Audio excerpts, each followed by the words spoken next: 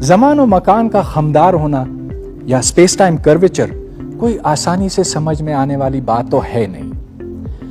کہ کہتے ہیں کہ جب آئنسٹائن نے تقریباً 80 سال پہلے جنرل تھیوری آف ریلیٹیوٹی وضع کی تھی تو اس وقت ساری دنیا میں صرف 4 ایسے لوگ تھے جو اس کی بات سمجھ سکتے تھے. لیکن جو بات میں آپ کو اب بتاؤں گا وہ اس سے متعلق ہے لیکن بڑی آسانی سے سمجھ میں آ جائے گی. مثال کے طور پہ اگر میں یہ گیند اوپر پھینکوں تو یہ ایک مخصوص بلندی پر پہنچ کر لوٹ آئے گا.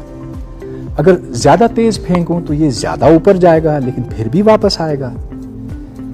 اگر میں اس کو ایک مخصوص رفتار سے زیادہ رفتار پر پھینک سکتا تو واپس آنے کی بجائے یہ چلتا چلا جائے گا, خلا میں غائب ہو جائے گا, کشش ثقل سے آزاد ہو کر کبھی نہیں لوٹے گا.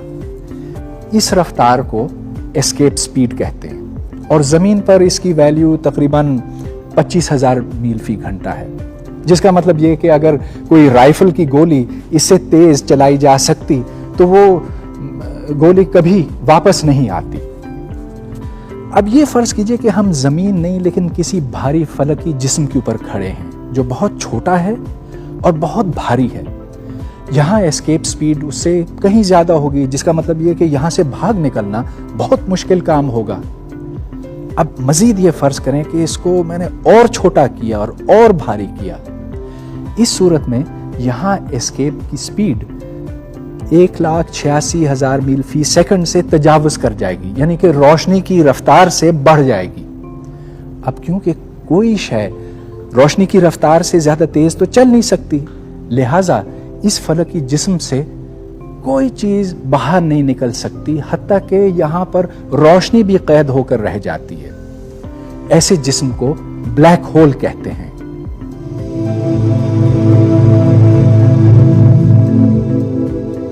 بلیک ہولز عموماً ایک ایسے بڑے یا بھاری ستارے کی موت سے بنتے ہیں جن کا ایندھن ختم ہو چکا ہوتا ہے. وزن کے لحاظ سے یہ سورج سے 2 یا 3 گنا زیادہ بھاری ہوتے ہیں. لیکن بعض اوقات کسی کہکشاں میں ایسا بلیک ہول موجود ہوتا ہے جو اپنی کشش کے باعث ارد گرد کا مادہ کھینچ کر اپنے وزن کو مسلسل بڑھاتا چلا جاتا ہے. اس کہکشاں میں بلیک ہول کی موجودگی ایک مرکز بناتی ہے جس کی کشش کے باعث آس پاس کے ستارے اس کے گرد جمع ہونے لگتے ہیں. جب مادہ بلیک ہول کے اندر گرتا ہے تو اس سے شدید تابکاری خارج ہوتی ہے اور ذرات کی ایک تیز دھار باہر کی طرف نکلتی ہے. بلیک ہولز کے بارے میں پہلے یہی خیال تھا کہ یہ صرف مفروضہ رہ جائے گا اور کبھی دیکھے نہیں جا سکے گی.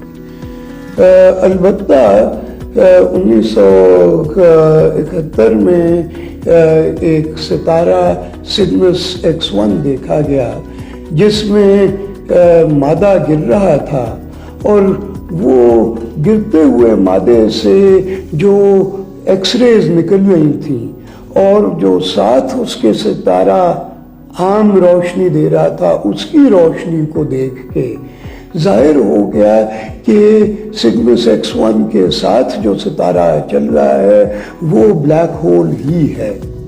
خلا میں نصب ہبل اسپیس ٹیلیسکوپ نے آسمان کے ایک مخصوص حصے سے نکلنے والی ایسی ہی ایک دھار کا مشاہدہ کیا ہے. اس دوربین سے لی گئی تصویریں بتاتی ہیں کہ یہاں یقیناً کسی طرح کا مرکز موجود ہے اور اس پر بلیک ہول ہونے کا شبہ ہے. اس مرکز کے گرد ستاروں اور گیس کے غبار کی ایک چپٹی پلیٹ موجود ہے جو انتہائی تیزی کے ساتھ بلیک ہول کے گرد گھوم رہی ہے, جس سے پتہ چلتا ہے کہ اس کا مرکز بہت چھوٹا ہے. اس سے نکلنے والی تابکاری کی شدت عام ستاروں سے کم از کم 300 گنا زیادہ ہے. جو بلیک ہول یوں دریافت ہوا ہے اس کا وزن سورج سے 2 ارب گنا زیادہ ہے, لیکن اس کا سائز ہمارے نظام شمسی جتنا ہی ہے. اس طرح کے بلیک ہولز اب کئی کہکشاؤں میں دیکھے گئے ہیں اور شاید یہ کائنات کے کل وزن کا ایک خاصا بڑا حصہ ہوں. نزدیک اور دور کی گیس کی رفتار معلوم کر کے ہم نے یہ جان لیا ہے کہ مرکز کا سائز بہت چھوٹا ہے. ایسے بلیک ہولز کے مرکز کے گرد کشش ثقل کی قوت اس قدر زیادہ ہوتی ہے کہ اس سے زمان و مکان مسخ ہو کر خمدار بن جاتے ہیں. اس وسیع و عریض کائنات میں گریوٹی نے کیا کیا عجیب و غریب قسم کے مظاہر پیدا کیے ہیں. ستارہ خور ستارے, لٹو کی طرح گھومتے ہوئے نیوٹران سٹارز, धमाके से फटने वाले सुपरनोवा, टकराती हुई कहकशाएं। आज दुनिया के बहुत से मुल्कों में इनके ऊपर तहकीक हो रही है और हमारी मालूमात में बहुत तेज़ी से इजाफा हो रहा है। लेकिन मैंने आपको ग्रेविटी के सारे कमालात नहीं बताए हैं। कई ऐसे भेद हैं जो इंतहाई दिलचस्प हैं। मिसाल के तौर पर ग्रेविटी की मौजूदगी में वक्त का बहाव सुस्त हो जाता है। आइंस्टाइन ने यह पेशन गोई की थी कि अगर हम वक्त को एक बहता हुआ दरिया तस्वुर करें तो ग्रेविटी से इस बहाव में आहिस्तगी आ जाती है। ये असरात हमने ज़रूर ज़मीन के ऊपर तो देखे हैं, लेकिन ये इंतहाई मामूली हैं क्योंकि ज़मीन पर कशिश सकल इतनी कमज़ोर है। अलबत्ता अगर आप यहाँ नहीं किसी ब्लैक होल के नज़दीक होते तो ये बहुत ही नुमायाँ होते।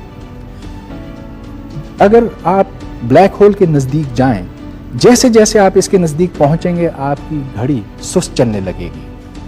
इसका मतलब ये हुआ कि वो शख्स जो ब्लैक होल से दूर है बूढ़ा होता जाएगा, लेकिन आप जवान रहेंगे। खैर, ये एक लंबी कहानी है, इसके ऊपर आपसे फिर किसी वक्त गुफ्तगू होगी।